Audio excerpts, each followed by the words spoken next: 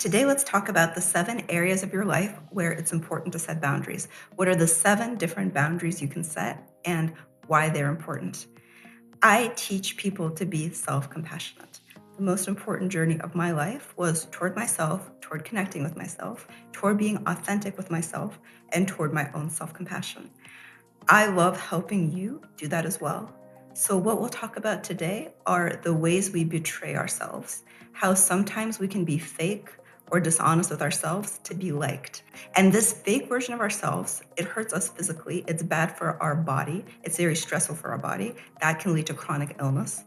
And doing that in relationships just leads to bad relationships. The first boundary is fairly obvious: financial, material, how you use the money you have. So we do set certain boundaries with how we use money because we want to prioritize how we use it. We want to put it in one place as opposed to a different place. So that's a boundary, and this makes sense. There's also emotional boundaries. For example, right now I am tired. I'm not going to engage in this problem emotionally. I'm going to go to sleep. That's a boundary. Or I will not listen if you speak to me aggressively. You can speak however you want. It's your choice, but I will not be in the room. I'm going to leave the room and I'm going to remove myself. That's a way to set a boundary, how you are treated emotionally. Another boundary that is quite obvious is physical. No one is allowed to hit me, for example. Physical boundaries. Or today my body feels tired. I'm going to set a boundary.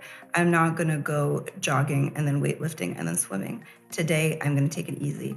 That is a physical boundary. I notice how my body is doing, how you treat yourself. Physical boundaries are also, I'm not going to eat a cheeseburger every day. Physical boundaries is I'm going to make sure that I take vitamins. And I could be doing other things in those 2 minutes it takes me to take vitamins, but I'm going to take vitamins. So physical boundaries, what you eat, how physically other people treat you, sexual boundaries, that's all part of the physical. One that is not obvious in our world is that we need to set digital boundaries. We need boundaries with how much time we spend online. We need boundaries with our social media presence. We need boundaries with how much we are on our iPhone. We need boundaries with how soon do you check your email from the time you wake up? Is it within 2 seconds? Is it within 10 minutes? Is it within an hour? How often are you 100% available for anyone in the universe to text you, message you, WhatsApp you, send you advertisements? Those are digital boundaries. And we need time where we are in the present, when we're with nature, when we're fully aware for our kids, for our romantic partners, for our friends. We do need a dinner every now and then where we're not on our phones, we're in the present. Digital boundaries, I think, are becoming increasingly important. Also, boundaries in terms of time. You need to prioritize your time well. If something is important to you, you prioritize it by making sure you do it. A time boundary is, for example, I will meditate every day. Even if I'm at a conference and I'm presenting 3 times, I will still find some corner of that conference room and I will do my own meditation practice. I wish you the same boundary if meditation is important to you. So the things that really matter, they get on your calendar. Energy. Prioritizing how we use our energy is the 7th kind of boundary. And the last one isn't always obvious, but there are boundaries in terms of values. This is what I value. This is my system of beliefs. And you don't let other people explain to you that your system of beliefs is irrelevant. You don't let other people be forceful with your system of beliefs. You have certain values, and those are important. The organizations, the people in your life might have other values. How can you live in accordance with your deepest values and still interact with the rest of the world and let the rest of the world have their values? Your boundaries will give you freedom.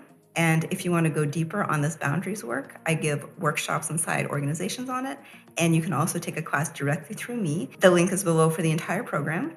If you just want to chat about your path, your self-compassion, your values, your boundaries, we can set up a one-on-one meeting and talk more about that. I'm always open for consultations as well.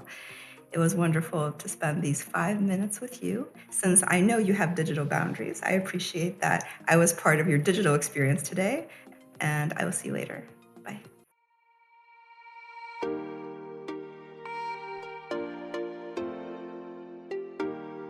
Hey, it's Elizabeth.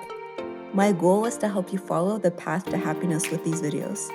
There's always something new each week. Subscribe to this YouTube channel so you see them. I'll see you soon.